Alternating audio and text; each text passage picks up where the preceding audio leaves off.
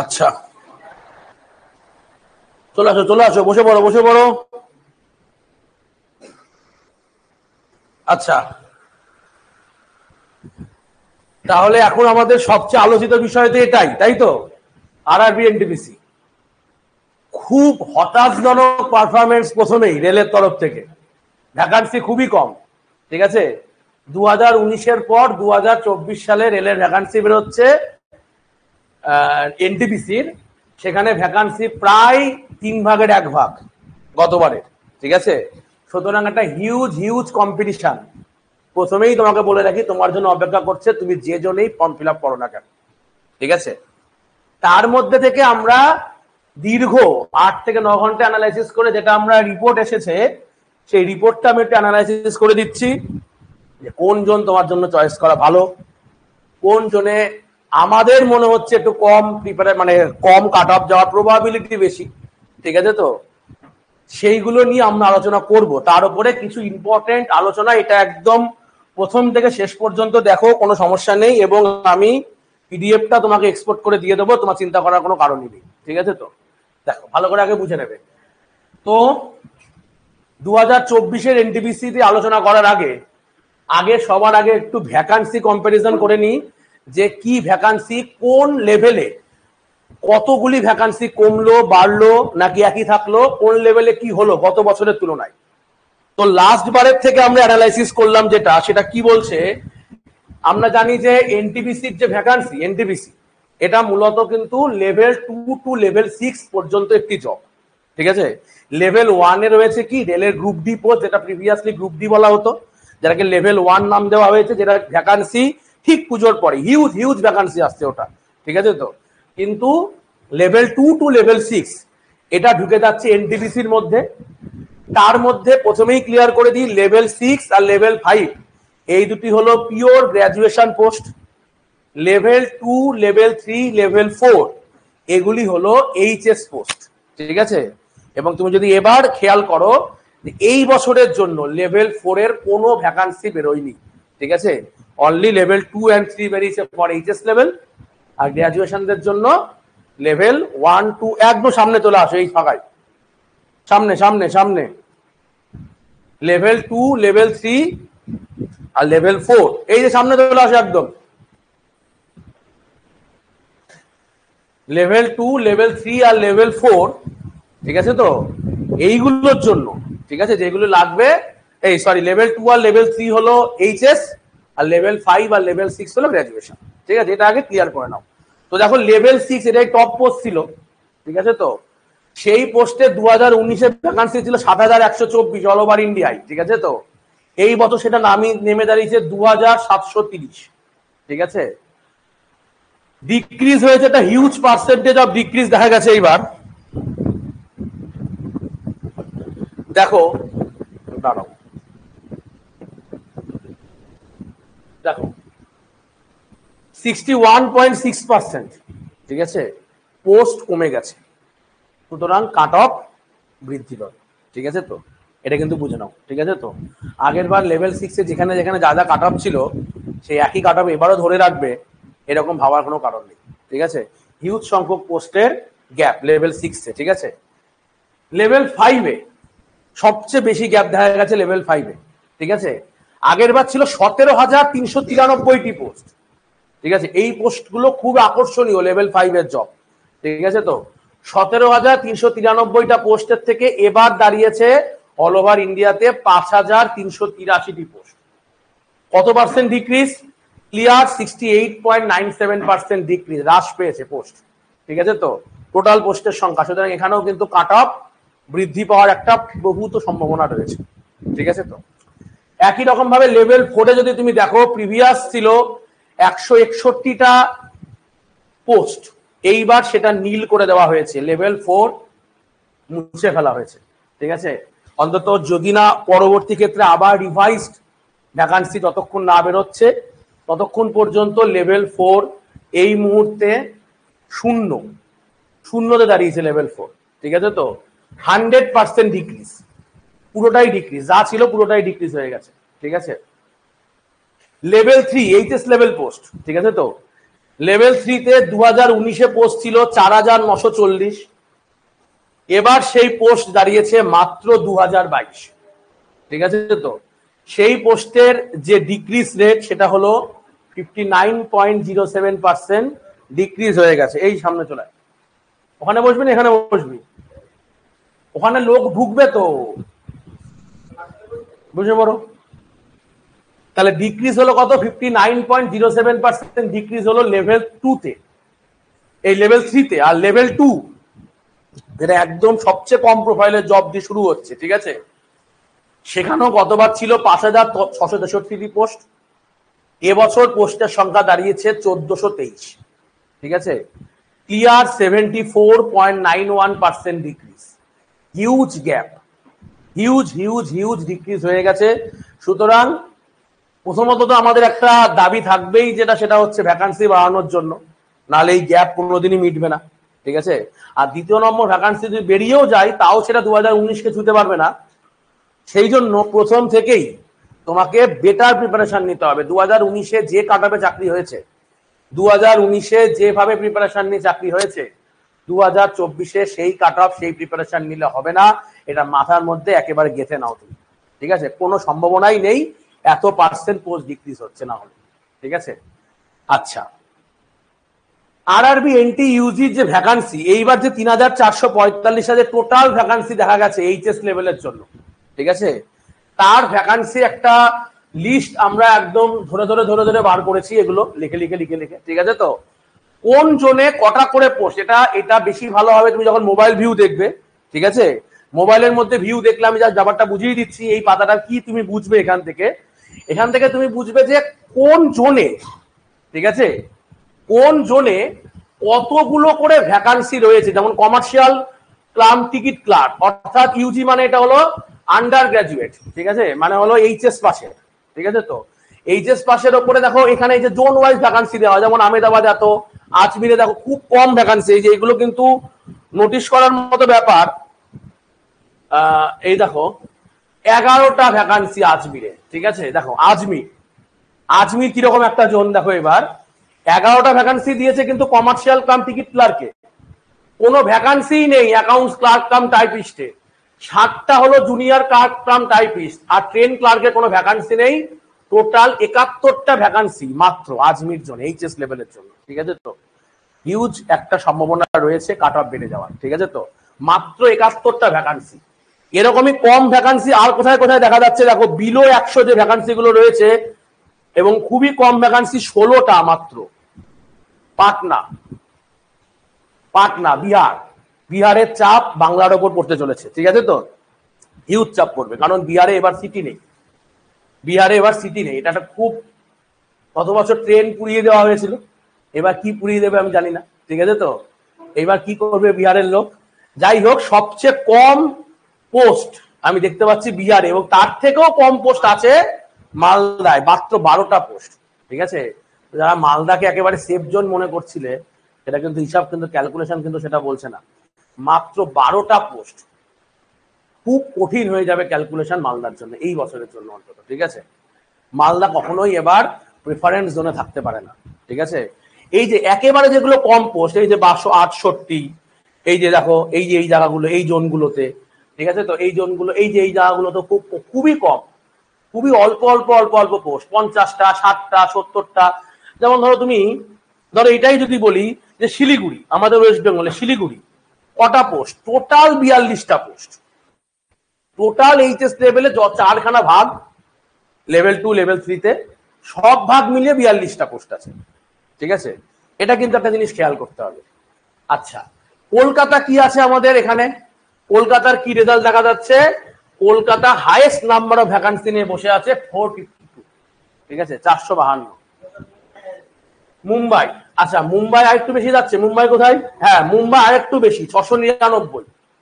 এটা যখন তুমি মোবাইল ভিউতে দেখবে তখন আরো ভালো বুঝতে পারবে, ঠিক আছে? তো তো এরকম একটা পোস্ট ডিফারেন্স কিন্তু দেখা যাচ্ছে। আমরা সমস্ত কিছুর উপর লাস্টে আমরা অ্যানালাইসিস আসবো, ফাইনালে কি কি দেখা যাচ্ছে বা কি কি ডেটার উপরে আমরা অ্যানালাইসিস করেছি সেগুলো হচ্ছে এই ডেটা, ঠিক আছে? তো এরপরে আমরা দেখতে পাচ্ছি কি ডিক্রিসড অর্ডারে আমরা ব্যাপারটাকে সাজিয়ে নিয়েছি, অর্থাৎ বড় থেকে ছোট সব থেকে বেশি ভ্যাকান্সি কাদের, ঠিক আছে? সব থেকে বেশি ভ্যাকান্সি আছে মুম্বাইয়ের। আমি সব বাদগুলো ভেঙে দিয়েছি, এই যে এতগুলো যে ভাঙা, এগুলোকে অ্যাবলিশ করে দিলাম, দিয়ে শুধুমাত্র ভ্যাকান্সি। কারণ এটা তোমাকে বুঝতে হবে যে তুমি লেভেল 2 এবং লেভেল 3 এটা নিয়ে একটা পোস্ট দিয়েছে আরআরবি, নোটিফিকেশন নম্বর 6/2024, আর লেভেল 5 আর লেভেল 6 এটাকে আলাদা করেছে নোটিফিকেশন নম্বর 5/2024। একটি নোটিফিকেশনের আন্ডারে একটি নির্দিষ্ট আরআরবিতে অ্যাপ্লাই করা যাবে, এটা যেন ভুল না হয়ে যায়, ঠিক আছে? মানে লেভেল 2 আর লেভেল 3 এর জন্য তোমার মনে হলো যে লেভেল 2টা আমি কলকাতায় করব আর লেভেল 3টা আমি চেন্নাই করব, এটা কখনোই হতে পারে না। পরিষ্কার ভাবে লেখা আছে এইরকম ভাবে যদি তুমি করো তোমার ফর্ম রিজেক্ট হয়ে যাবে, ঠিক আছে? তো তুমি লেভেল 2 আর 3টা ধরো কলকাতা করলে, লেভেল 5 আর 6টা গুয়াহাটি করলে, দেন ওকে, ঠিক আছে? তো কিন্তু একই গ্রাজুয়েট লেভেলের মধ্যে আবার দুটো আলাদা আলাদা আরআরবি, তাহলে কিন্তু গন্ডগোল হয়ে যাবে, ঠিক আছে? এটা কিন্তু করা যাবে না, ঠিক আছে? এটা খেয়াল করতে হবে। মানে এইচএস লেভেলের জন্য একটা আরআরবি নিতে পারো, গ্রাজুয়েশন লেভেলের জন্য একটা আরআরবি নিতে পারো, অথবা দুটোই সেম আরআরবি নিতে পারো, বা দুটোই আলাদা নিতে পারো, তাতে সমস্যা নেই। কিন্তু তার ভেতরে আবার ইন্ডিভিজুয়াল ভেঙে ভেঙে ভেঙে ভেঙে আরআরবি, তাহলে কিন্তু হবে না, ঠিক আছে? তো এইটা পুরোপুরি সাজেস্ট করতে সবচেয়ে বেশি সিট কোথায়? মুম্বাই, তারপর কলকাতা, তারপর প্রয়াগরাজ, চণ্ডীগড়, আহমেদাবাদ, চেন্নাই, গুয়াহাটি, আর সবচেয়ে কম যদি তুমি এখান থেকে হিসাব করো সবচেয়ে কম পাটনা, শিলিগুড়ি, ভুবনেশ্বর। মানে এই জায়গাটা তুমি যদি এই জায়গাটাকে একটু খেয়াল করো, দেখো পাটনা, শিলিগুড়ি, ভুবনেশ্বর এই আমাদেরই সব সাইডে আশেপাশে জায়গা, এইসব জায়গায় সবচেয়ে কম কাট অফ, মানে সবচেয়ে কম ভ্যাকান্সি, ঠিক আছে? তো এবার এদিকে মধ্যপ্রদেশ রয়েছে, ভোপাল রয়েছে, বেঙ্গালুরু রয়েছে, মুজফ্ফরপুর। সামনে থেকে 3টে, পেছন থেকে 3টে বাদ দিয়ে দেওয়া বুদ্ধিমানের কাজ, ঠিক আছে? তো ঠিক আছে, এটা আমরা আসবো ফাইনাল অ্যানালাইসিসে আসবো, ঠিক আছে? তার মধ্যে দেখো ধরতে হবে কিনা সেটাও বুঝতে হবে। তাহলে এট এ গ্ল্যান্স আমরা কি দেখতে পাচ্ছি? মোস্ট ভ্যাকান্সি দেখা যাচ্ছে মুম্বাইতে, এটা এইচএস লেভেল পোস্ট নিয়ে আলোচনা করছি, 699। সবচেয়ে ফিউয়েস্ট ভ্যাকান্সি মালদা, মাত্র 12টা। Most commercial cum ticket clerk আহমেদাবাদে রয়েছে। তোমার যদি মনে হয় যে না আমার এটা এই পোস্টে আমার দরকার, তাহলে তোমার জন্য Ahmedabad best. Most account clerk রয়েছে মুম্বাইয়ে, সবথেকে বেশি রয়েছে। Most junior clerk cum typist রয়েছে কলকাতায়, এবং মোস্ট ট্রেন ক্লার্ক রয়েছে মুম্বাই। মুম্বাই কলকাতাতেই বেশি বেশি পোস্ট রয়েছে। আহমেদাবাদ, এই দেখো এখান থেকে একটা জিনিস ভেসে আসছে কি, most commercial cum ticket clerk Ahmedabad. Ahmedabad is a good zone, ঠিক আছে? তো ঠিক আছে, কিভাবে গুড জোন হবে, কিভাবে আহমেদাবাদ, দেখো আহমেদাবাদের একটু ক্যালকুলেশনটা দেখো। আহমেদাবাদ উপর থেকে রয়েছে 1 2 3 4 5 নম্বরে রয়েছে মোস্ট ভ্যাকান্সিতে। ভ্যাকান্সিতে খুব বেশি তা নয়, 210, কিন্তু আহমেদাবাদ কিন্তু একটা কি রোল প্লে করবে আফটার CBT1 রেজাল্ট বলে আমাদের সফটওয়্যার মনে করছে, ঠিক আছে? তো মাঝখান থেকে একটা আহমেদাবাদ বেরিয়ে আসতে পারে যারা বাইরে ফর্ম ফিল আপের কথা ভাবছে, ঠিক আছে? আহমেদাবাদ একটা গুড অপশন, গুড চয়েস, ঠিক আছে? তো কিছু কিছু জায়গায় খুব ভালো ভ্যাকান্সিও রয়েছে, সুন্দর ক্যালকুলেশন আছে, মানে ভেঙে দিলে ভালো ক্যালকুলেশন বেরিয়ে যাবে, ঠিক আছে? সেম জিনিস একই রকম অ্যানালাইসিস পরপর 3টে বাধাতে করে দেওয়া হয়েছে গ্রাজুয়েট লেভেল পোস্টের জন্য, ঠিক আছে? যে গ্রাজুয়েট লেভেলে কোথায় পোস্ট বেশি, যেমন আহমেদাবাদে কতগুলি আছে, আজমিরে কি আছে। দেখো আজমির কনস্ট্যান্ট খারাপ পারফরমেন্স দিয়ে গেছে, 132টা পোস্ট, ঠিক আছে? বেশি পোস্টই নেই, টোটাল 8113টা পোস্ট, তার মধ্যে মাত্র 132টা পোস্ট নিয়ে বসে আছে আজমির। খুবই কম পোস্ট, খুবই কম পোস্ট, ঠিক আছে? শুধু আজমির বলে না, অনেকগুলোতেই খুব কম পোস্ট। খুব এফেক্টিভলি কম পোস্ট হচ্ছে মুজফ্ফরপুর, 8113টা ভ্যাকান্সি গ্রাজুয়েট লেভেলে, যার মধ্যে মাত্র 12টা ভ্যাকান্সি নিয়ে বসে আছে মুজফ্ফরপুর, ঠিক আছে? আর তুমি যদি কিছু না বুঝে একটা মুজফ্ফরপুরে ফর্ম ফিল আপ করে বসো, আর তুমি মনে হয় আমার কেন চাকরি হচ্ছে না, আরে হওয়ারই তো কথা না, ঠিক আছে? আছেই মাত্র 12টা পোস্ট, ঠিক আছে? তো এগুলোকে অ্যানালাইসিসটাকে ঠিকঠাক করে বুঝে নিতে হবে। সেম জিনিস এইভাবেই সাজিয়ে দেওয়া হয়েছে, যে বড় থেকে ছোট সাজিয়ে দেওয়া হয়েছে ভ্যাকান্সি লিস্ট, ঠিক আছে? তো যে সবচেয়ে বেশি ভ্যাকান্সি কিন্তু, হাইয়েস্ট ভ্যাকান্সি কিন্তু দিয়েছে কলকাতা, এবং সাথে সাথে কলকাতা ঢুকে গেছে একটা হাই রিস্ক জোনে, ঠিক আছে তো? কলকাতা, মুম্বাই, ভুবনেশ্বর, বিলাসপুর, আহমেদাবাদ, দেখো আহমেদাবাদ কিন্তু দুদিক থেকে একটা 5th নম্বর পজিশনটা কিন্তু ধরেছে, ঠিক আছে, এটাকে বুঝতে হবে। আর সবচেয়ে কম কাট অফ, এই সবচেয়ে কম পোস্ট মুজাফফরপুর, মাত্র 12টা পোস্ট। শিলিগুড়ি মাত্র 40টা, ঠিক আছে তো? পাটনা 111। সুতরাং পাটনা মানে বিহারে ঢুকছে, এবং বিহারে রেলের কম্পিটিশন সবচেয়ে তীব্র থেকে তীব্রতর, ঠিক আছে? বিহারের যে ছেলে মেয়েরা, তাদের আশেপাশের যে জোন কোথায়, এক হলে এদিকে আসছে কলকাতা, পাটনা, এই নিজের জোন হলো পাটনা, আর এদিকে ঢুকে যাচ্ছে কলকাতা, শিলিগুড়ি, মালদা। মানে কলকাতাটা তার মানে ওয়েস্ট বেঙ্গলের 3টে জোনই তার একটা প্রেফার জোন। ওদিকে ধরো সে কিছুটা ভোপালে ঢুকলো, মধ্যপ্রদেশের দিকে ঢুকলো, তবুও বা সম্ভাবনা কম মধ্যপ্রদেশের দিকে ঢোকার, এইদিকে সম্ভাবনা বেশি চলে আসার। তো কলকাতায় একটা হিউজ কম্পিটিশন দেখা যেতে পারে বাংলা ভার্সেস বিহার, ঠিক আছে তো? একটা হিউজ লড়াই হতে চলেছে কলকাতায়, ঠিক আছে? তো মোস্ট ভ্যাকান্সি দেখা যাচ্ছে কলকাতায় 1382টা পোস্ট, ঠিক আছে? সবচেয়ে কম দেখা যাচ্ছে মুজাফফরপুর, মাত্র 12টা পোস্ট, ঠিক আছে তো? একই রকম ভাবে ভুবনেশ্বরকে দেখা যাচ্ছে মোস্ট স্টেশন মাস্টার। তোমাদের স্বপ্ন হয় স্টেশন মাস্টার, সবচেয়ে বেশি পোস্ট কোথায় আছে? ভুবনেশ্বরে। তোমার যদি মনে হয় যে না জুনিয়র অ্যাকাউন্টস কাম টাইপিস্ট হবো আমি, সেই ক্ষেত্রে বেশি কলকাতায় রয়েছে। সিনিয়র ক্লার্ক কাম টাইপিস্ট, সেই ক্ষেত্রে রয়েছে আহমেদাবাদ। গুডস ট্রেন ম্যানেজার, ঠিক আছে তো, সেই ক্ষেত্রে রয়েছে কলকাতা, ঠিক আছে? আর কমার্শিয়াল সবচেয়ে ভালো post chief commercial cum ticket supervisor, এটাও রয়েছে কলকাতা। সুতরাং কলকাতা হোম জোন হিসাবেও ভালো। যারা খুব ভালো প্রিপারেশন নিচ্ছ, প্রিপারেশন স্টেজকে ভালো জায়গায় নিয়ে যেতে চাইছো, তাদের জন্য কলকাতা বেস্ট অপশন। কারণ প্রচুর পরিমাণে ভ্যাকান্সি রয়েছে, কিন্তু নিজেকে সেই জায়গায় উন্নীত করতে হবে। তো না হলে কলকাতাই হয়ে যেতে পারে সবচেয়ে খারাপ অপশন। কলকাতা মাঝামাঝি অপশনে থাকবে না, হয় টপে থাকবে, নয় একদম লিস্টে চলে যাবে, ঠিক আছে? মাঝামাঝি কোনো গল্পই নেই, একটা হিউজ কম্পিটিশন কলকাতা। তো যদি আমরা এবার একটু টোটালটা যদি মিলিয়ে দিই, টোটাল এনটিপিসি, ঠিক আছে, এইচএস প্লাস গ্রাজুয়েশন, তাতে টপ 5 কলকাতা 1834টা সিট নিয়ে বসে আছে, HS level plus graduation level নিয়ে। এরপরে বেশি সিট আছে মুম্বাইয়ে 1526টা, এরপর বেশি আছে আহমেদাবাদ 726, এরপর বেশি আছে চণ্ডীগড় 657, এবং এরপর বেশি আছে চেন্নাই 630টা পোস্ট, ঠিক আছে তো? তো দেখো 5 নম্বর আরআরবি জোনে এসেই অন্তত 3 ভাগ হয়ে গেছে ক্যালকুলেশন চেন্নাইতে এসে, এটা 5th হাইয়েস্ট, ঠিক আছে তো? কলকাতাকে 3 ভাগ করলে যে এইটা আসছে চেন্নাই, প্রায় একটু কম, তাই তো? সুতরাং এই জায়গাগুলোকে একটু খেয়াল করতে হবে। আর লিস্ট 5 সবচেয়ে পেছনের দিক থেকে কারা আছে? মুজাফফরপুর সবচেয়ে কম, শিলিগুড়ি, পাটনা, তিরুবনন্তপুরম, বাট তিরুবনন্তপুরম লেস সিটে আছে, মানে লাস্ট 5টার মধ্যে 4 নম্বরে, বাট এটাও একটা গুড চয়েস, আমরা পরবর্তী ক্ষেত্রে দেখবো, ঠিক আছে তো?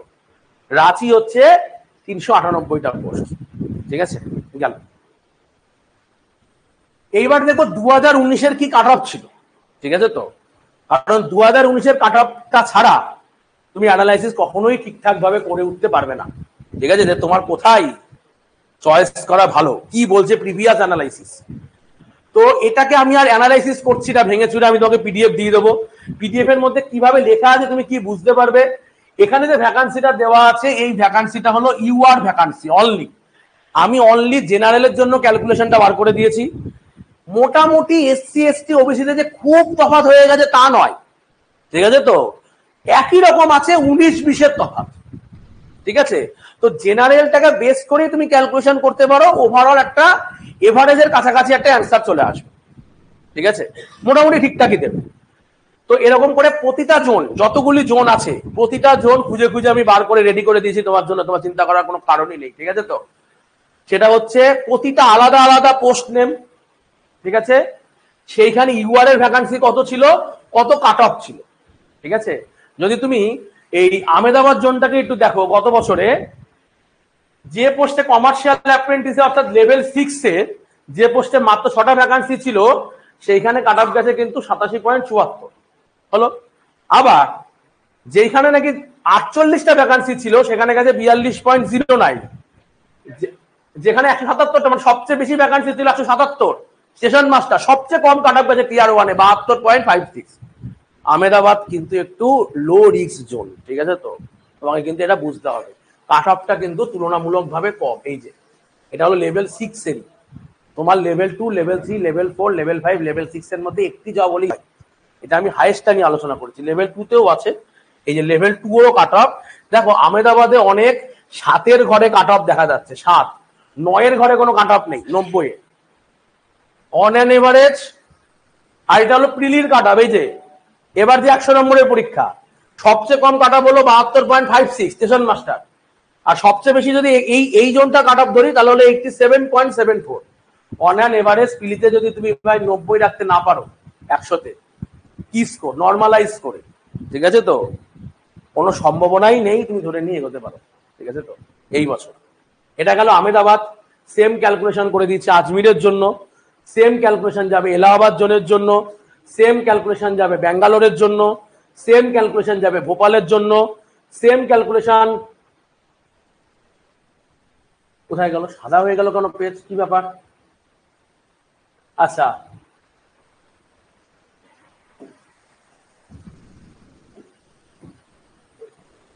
লোডই নিতে পারছে না। আরে অনেক ক্যালকুলেশন আছে এর ভেতরে,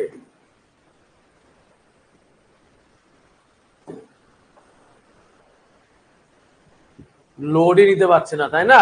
দাঁড়াও একটু, দাঁড়াও একটু, দাঁড়াও, এটাকে ভালো করে আমি একটা কাজ বুঝিয়ে দিচ্ছি যে কিভাবে তুমি দেখবে পিডিএফটা। এইবার তুমি নিজের হাতে ভালো করে পিডিএফটা দেখবে, দেখলেই দেখবে তুমি সবই বুঝতে পারছো। দাঁড়াও একটু, দাঁড়াও।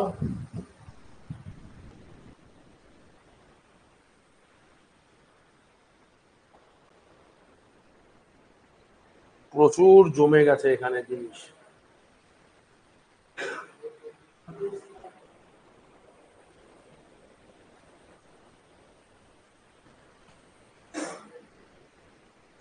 ডিলিট করে দিই, দাঁড়াও।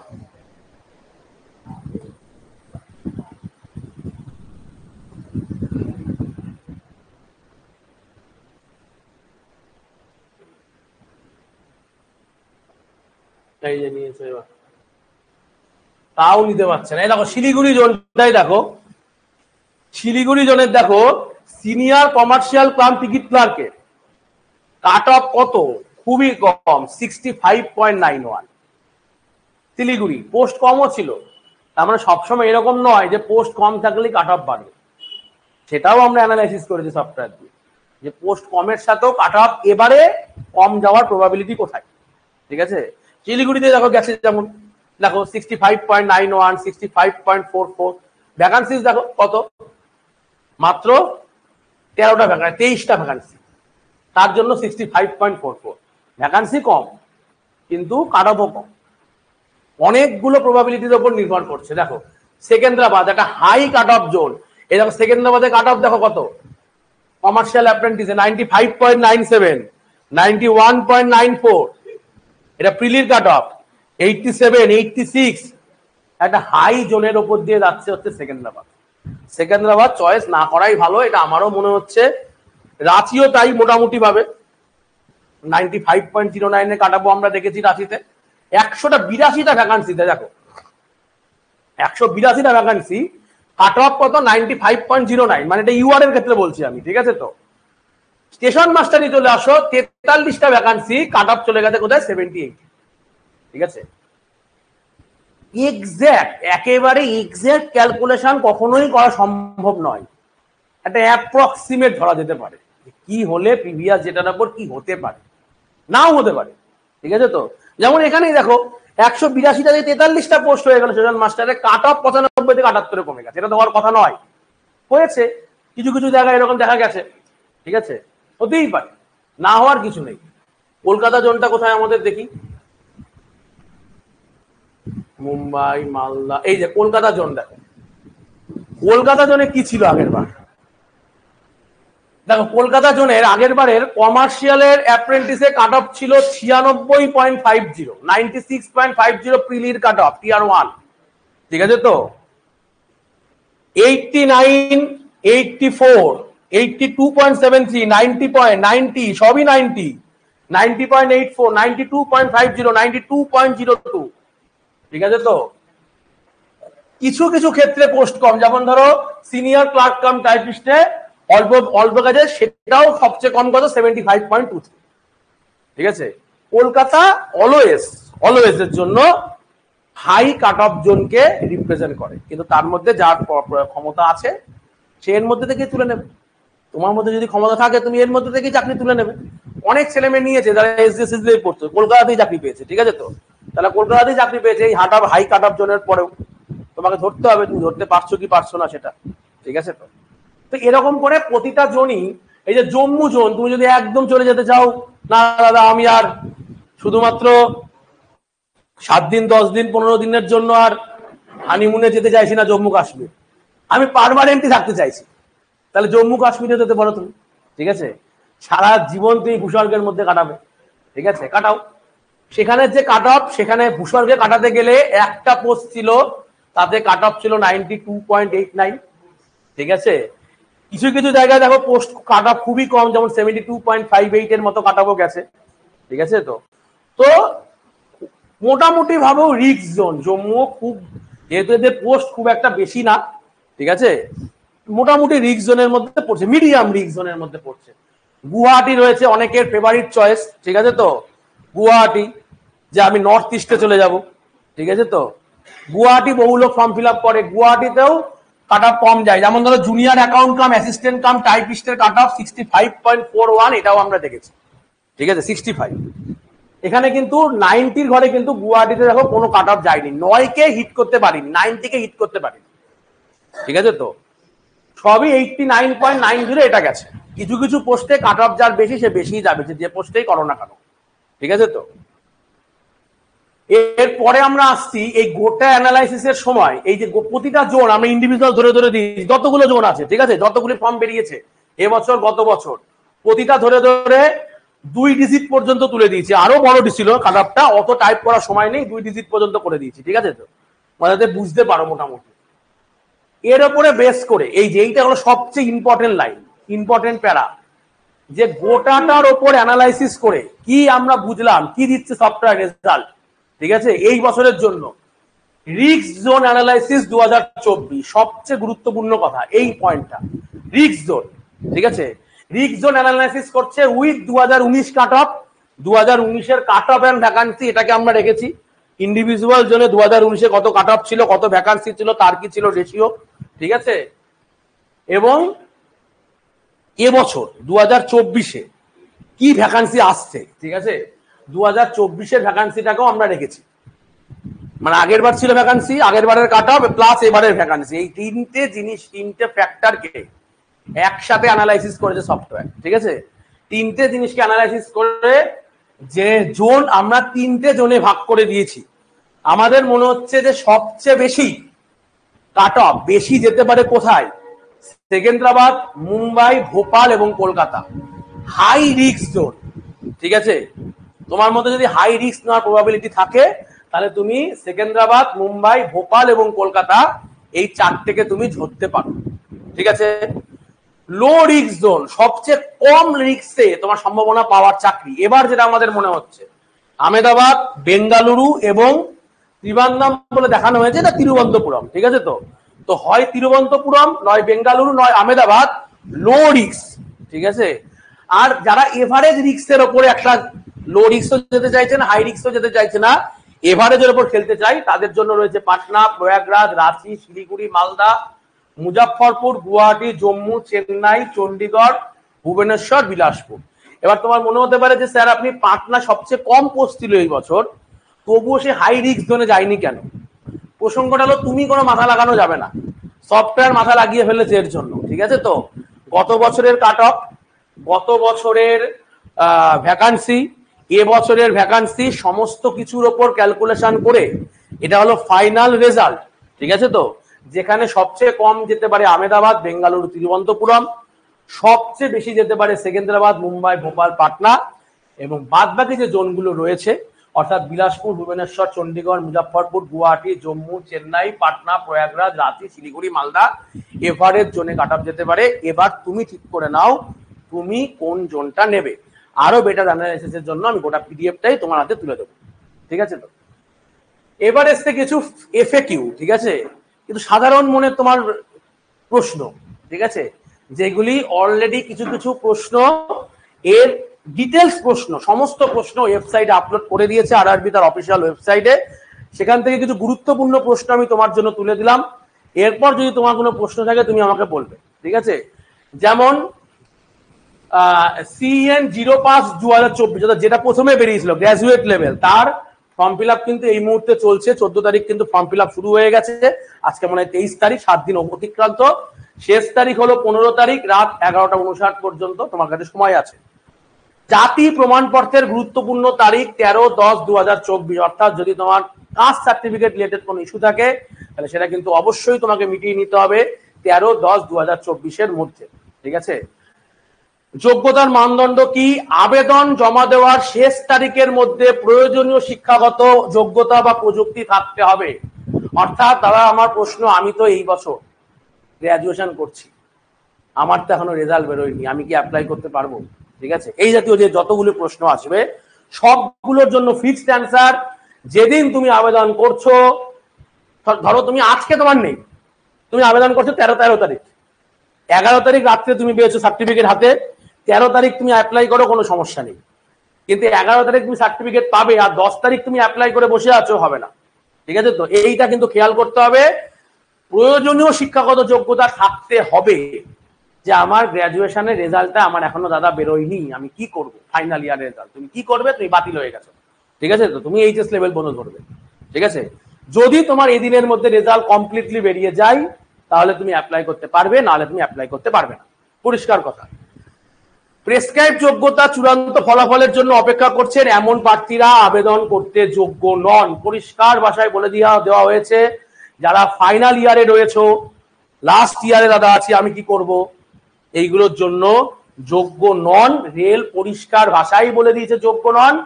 তুমি ফর্ম ফিল আপ অযথা করবে, সিলেকশন পেলে তোমাকে বাতিল করে দেওয়া হবে, ঠিক আছে? তো আগেই বলে দিলাম, ঠিক আছে? তো আচ্ছা, আর কি আছে? অ্যাকাউন্ট তৈরির ক্ষেত্রে যে যদি আপনি ইতিমধ্যে সিএন 01 2024, 2 2024, 3 2024, 4 2024, এগুলো কি সিএন নাম্বার, মানে একটা এলপি বেরিয়েছে, টেকনিশিয়ান বেরিয়েছে, জেই বেরিয়েছে, আরপিএফ বেরিয়েছে, তাই তো?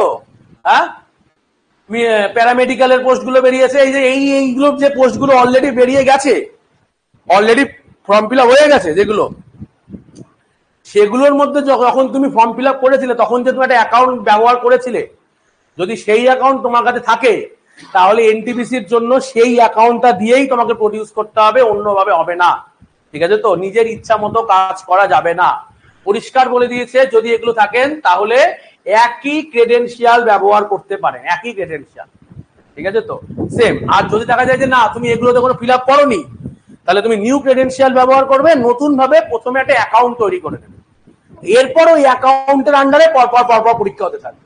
যেমন এসএসসি তে আমাদের প্রত্যেকের একটা অ্যাকাউন্ট রয়েছে, তেমন রেলেও একটা অ্যাকাউন্ট তৈরি করে নিতে বলছে রেল, ঠিক আছে? আচ্ছা, আবেদন জমা দেওয়া নিয়ে কি আছে? অনলাইনে আবেদন ফর্ম ফিল আপ করুন, কোনো অফলাইন তো এখনকার দিন আর হয়ই না, অফলাইন, ঠিক আছে? তো আগে হতো, তো অনলাইনেই তোমাকে আবেদন করতে হবে। নিশ্চিন্ত করুন যে আপনি আবেদন জমা দেওয়ার শেষ তারিখের আগে জমা দিয়েছেন, ফ্রিও তাই, এগুলি শেষ তারিখের আগেই তোমাকে জমা দিয়ে দিতে হবে। যে আমি আবেদনটা করে রেখেছি, ফিটা দিতে ভুলে গেছি দাদা, তাহলে কি করে হবে? হবে না, ফি যখন তখন দেওয়া যাবে না, ওই সময় যদি ফি দিয়ে দিতে পারলে ভালো, পরেও তুমি দিতে পারো, কিন্তু ওই প্রেসক্রাইব দিনের মধ্যে ফিটা জমা দিতে হবে, এটা একটা গুরুত্বপূর্ণ কথা। আরেকটা কি গুরুত্বপূর্ণ, আরো কিছু নোট নিয়ে নাও, সেটা হচ্ছে আবেদন প্ল্যাটফর্ম। যদি তুমি মোবাইলে আবেদন করো, ঠিক আছে, রেল আগেই বলে দিচ্ছে মোবাইল ডিভাইসে কিছু ফিচার ঠিকঠাক ভাবে কাজ নাও করতে পারে, তাই ডেস্কটপ বা ল্যাপটপ ব্যবহার করার পরামর্শ দেওয়া হচ্ছে, ঠিক আছে? যেটা মোবাইলের মধ্যে সবগুলো আমি ধরতে পারছি না, ঠিক আছে? তো আমি এটা খুলছি, এটা খুলছে না, এটা তো আমার মোবাইলে খোলেনি, এটা তো আমাকে দেখায়নি, তাহলে বুঝি এটা নেই, এরকম কিচ্ছু করা যাবে না। আগেই বলে দিচ্ছে আপনি ডেস্কটপ অথবা ল্যাপটপ ইউজ করুন, তাতে কোনো রকম কোনো ঝামেলা না থাকে, ঠিক আছে? তো আচ্ছা, একাধিক আবেদন, এটা খুব ইম্পর্টেন্ট প্রশ্ন, ঠিক আছে? যে একাধিক আরআরবি আবেদন করা, যে আমি 3টে আরআরবিতে আমি হলাম অতি চালাক, আমি কলকাতাতেও আবেদন করে রেখেছি, আমি মুজাফফরপুরেও আবেদন করে রেখেছি, আমি পাটনাতেও আবেদন করে রেখেছি, ঠিক আছে তো। এই অতি চালাক হলে কি কি হবে সেটা বলে দিচ্ছে, ঠিক আছে তো। দেখো, একাধিক আরআরবির আবেদন করা বা একই আরআরবিতে একাধিক আবেদন জমা দেওয়া প্রত্যাখ্যান এবং ভবিষ্যৎ পরীক্ষা থেকে বারণ করে দেওয়া হবে। এই রকম যদি কোনো নোটিশ ও যদি বুঝতে পারে, ওর সফটওয়্যারে যদি দেখা যায় যে তুমি একাধিক আরআরবিতে জয়েন করে রেখেছো, কিংবা একই আরআরবির মধ্যেই বারবার করে ফিল আপ করেছো, দুবার 3বার, ঠিক আছে, তাহলে তোমার পরীক্ষা যে শুধু বাতিল নয়, আগামী দিনে কোনো পরীক্ষা তুমি রেলে দিতে পারবে কিনা সেটাও প্রশ্নের মুখে দাঁড়িয়ে যাবে, ঠিক আছে তো। চালাকি করলেই সমস্যা। নির্বাচিত আরআরবি, একবার আপনি কোনো আরআরবি নির্বাচন করলে আবেদন জমা দেওয়ার পরে আপনি তা পরিবর্তন করতে পারবেন না, পরিষ্কার ভাষায় বলে দিয়েছেন পারবেন না, ঠিক আছে তো। অর্থাৎ এখন আমি করলাম ভোপাল, দুদিন পর মনে হলো না ভোপালটাকে চেঞ্জ করে দিই, আমি করে দিই রাঁচি, হবে না, ঠিক আছে। কতক্ষণ চেঞ্জ করতে পারবে? যতক্ষণ না তুমি ফাইনাল সাবমিট না করবে।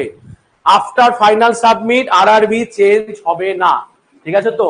পরিষ্কার ভাষায় এই জিনিসটা বুঝে নাও যে আবেদন পত্র জমা দেওয়ার পর যতক্ষণ না তুমি পুরোটা ফুললি সাবমিট করোনি, ফাইনাল সাবমিট, ততক্ষণ পর্যন্ত তুমি আরআরবি চেঞ্জ করে যাও, অসুবিধা নেই। বাট ফাইনাল সাবমিটের পর আরআরবি চেঞ্জ হবে না, ঠিক আছে তো। আর সংরক্ষণ দাবি করা প্রার্থীদের আবেদন জমা দেওয়া শেষ তারিখের মধ্যেই সম্প্রদায় প্রমাণপত্র থাকতে হবে। তবে এই ক্ষেত্রে ওবিসিদের, ঠিক আছে তো, যে এনসিএল সার্টিফিকেট আবেদন করতে হবে কি হবে না, ঠিক আছে, মানে নন ক্রিমিলিয়ার, এইটার জন্য কি করতে হবে না হবে সেটা নিয়ে খুব ডিটেলসে ঠিকঠাক করে বলা নেই। আমি গোটা আবেদনপত্রটাই পড়লাম বা ওদের এফএকিউ পড়লাম, খুব মানে ব্যাখ্যা করা নেই যে যারা এখানে, যেহেতু ওবিসি বির একটা সমস্যা রয়েছে, এটা একমাত্র বাংলাতেই আছে, তাদের ক্ষেত্রে আবার নতুন করে এনসিএল করাতে হবে কি হবে না সেই সম্পর্কিত খুব ভালো ইনফরমেশন কিন্তু দেওয়া নেই ঠিকঠাক করে, ঠিক আছে। এটা কিন্তু তোমাকে আগে বুঝতে হবে। হ্যাঁ, সেই সম্পর্কিত তথ্য দেওয়া নেই। আমি যতটা নিজে যেটা পড়ে দেখলাম সেই রকম কিছু কিন্তু দেওয়া নেই। সেটা হয়তো ডকুমেন্ট ভেরিফিকেশনের আগে করলে হয়তো হতে পারে, হয়তো বললাম, ঠিক আছে, আমি আরো একবার রিচেক করব। কিন্তু আমি কালকে রাতে যতবার চেক করলাম এরকম জাতীয় কিন্তু ওবিসিতে এনসিএল নিয়ে কোনো ইনফরমেশন কিন্তু সেই অর্থে রেলে দেওয়া নেই। আমার দেখতে ভুল হতে পারে গোটাটা পড়ার করতে, ঠিক আছে তো, তাও আমি একবার চেক করবো, সেই রকম আমি দেখলাম না, ঠিক আছে।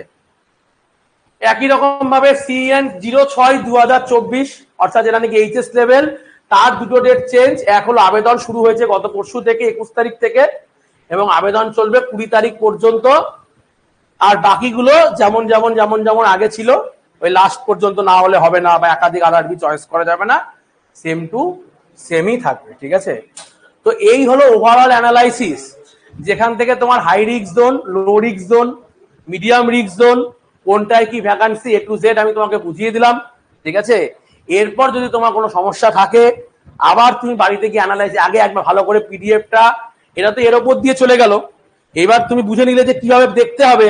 হাতে মোবাইলটা নেবে, মোবাইলটা নিয়ে এবার তুমি উল্টে পাল্টে দেখবে যে তোমার জন্য কোনটা ভালো।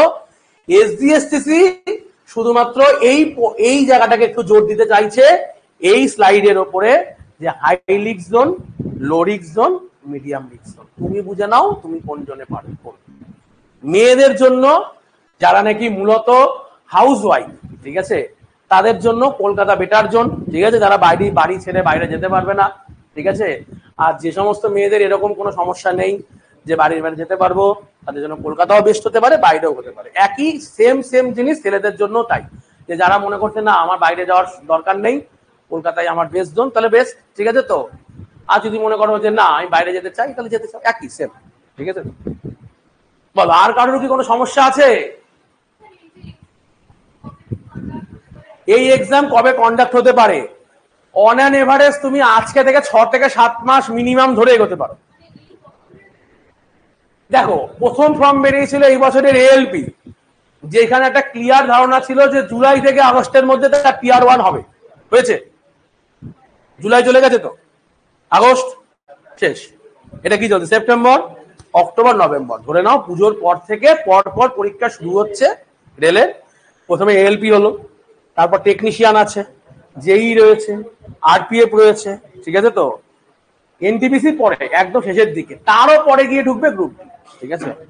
আর একটা একটা করে হবে, মানে মিশে যাবে না এরকম যে এনটিপিসি গ্রুপ ডি একই দিনে হচ্ছে, এরকম হওয়ার সম্ভাবনা নেই, ঠিক আছে। বলো আর কি প্রশ্ন আছে? এখনো হিউজ সময় রয়েছে, ঠিক আছে, যেখানে যেখান থেকে তুমি ফিরে আসতে পারো, ঠিক আছে তো। এখনো একটা সময় রয়েছে তোমার কাছে, শেষ সময়, ঠিক আছে, ফিরে আসার। এরপরে বুঝলে আর সময় নেই, ঠিক আছে তো। এটাই হলো শেষ সময়, যেখানে তোমাকে বুঝে নিতে হবে সাকসেসের জন্য তোমাকে কি করতে হবে।